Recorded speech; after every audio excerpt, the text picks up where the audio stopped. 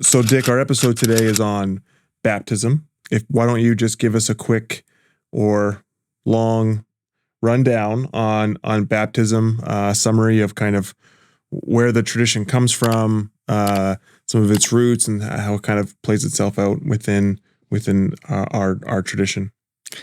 Well, the roots of it go back. The roots of baptism go back to certainly to the New Testament and before that.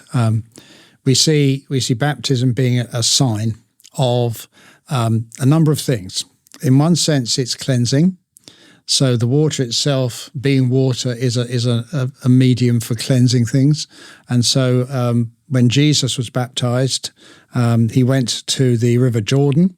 John the Baptist, the famous prophet of New Testament times, was baptizing people to cleanse them from their sins.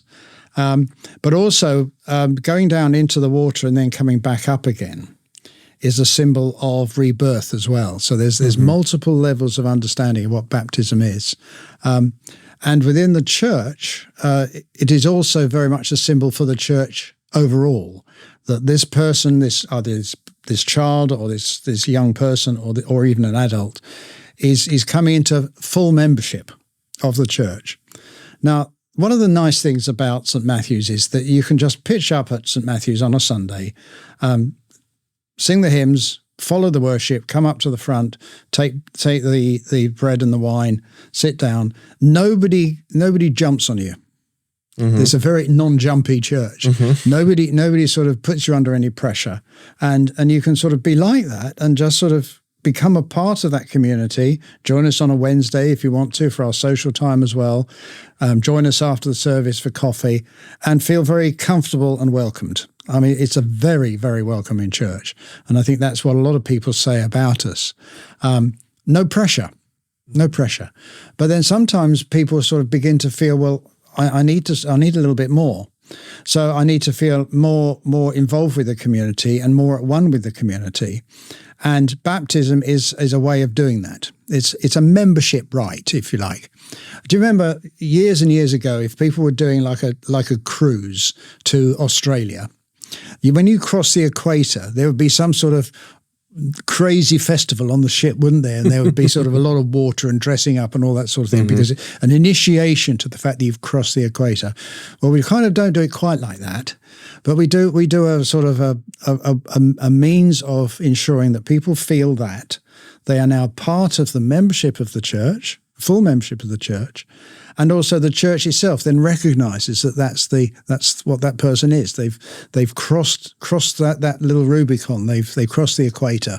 They're now a member of the church. So and then you can think about it in all sorts of different ways. But that's essentially what baptism is for us, as it was for Jesus being baptized in the Jordan, as it was for the early church who initiated baptism as a rite pretty well from the get-go.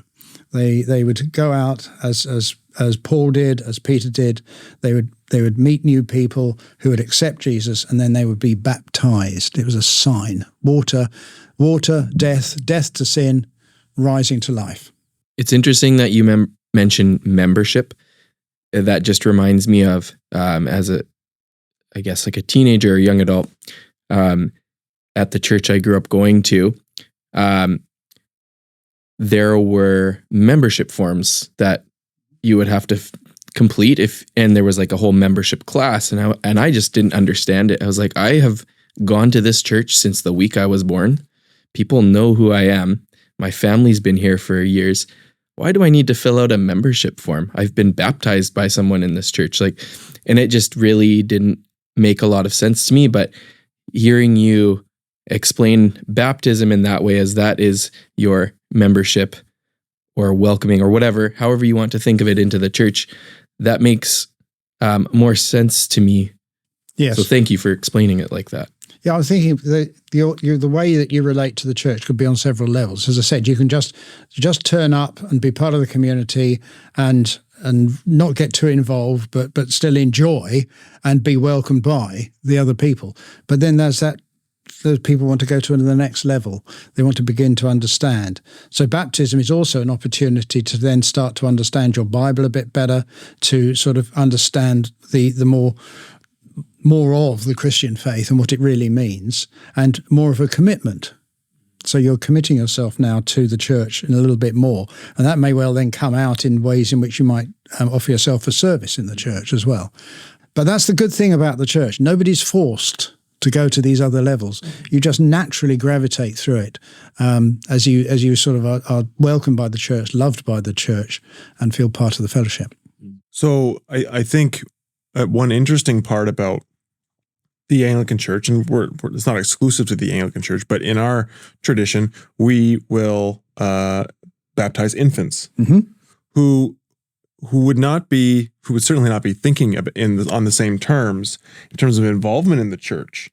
But we still have the tradition, and we still, it's an important part of the rite. So can you talk a little bit about how what you just talked about in terms of membership and involvement kind of squares up with infant baptism? Mm-hmm. We did an infant baptism some years ago, and the couple were fairly committed to the church, and they wanted their little boy to be fully immersed in the water. So we filled up the font with warm water, and they sat the little kid in this, and then the priest sort of went like that, dropped him into the water, head right down into the water, and brought him up, and the kid sort of went like that, as if to say, "What did you do that for?" That's not normally what we do. We can do that, but normally the water is just sprinkled on the child, who may well start screaming blue murder, or they may just wonder what's going on, sort of look around, slightly dazed. Mm-hmm. What you actually have at an infant baptism, you have the parents and you have godparents, and they are integral to what's going on because they are taking on the commitment and the promises on behalf of the child. Right. Who may be 5 or 6 years old, not necessarily just an infant. So what you're doing is you're introducing a group of support people around that child who are then going to, and they promise to, bring that child up in the Christian faith, to teach, to nurture, to protect, and to be the sort of support team for that child as they develop and as they begin to understand the basic Bible stories, first of all, and then more about what the Christian life is all about. And then ultimately, when the time is right, and when the child has turned into, say, a teenager or a young adult, and they want to, they can then go forward in our Anglican Church for something called confirmation. Right. Where basically they take all of those promises that were made by the godparents and the parents and take them to themselves. Mm-hmm. They take those promises upon themselves and they take control of their Christian life going forward with support from other people as well. Yeah. But they're saying, yes, what you did for me when I was 3 months old, I now take on myself as a young adult or as a full-grown adult. Doesn't matter really. So there's a two-stage process there with children, but it's the children, the parents and the godparents are integral to that process.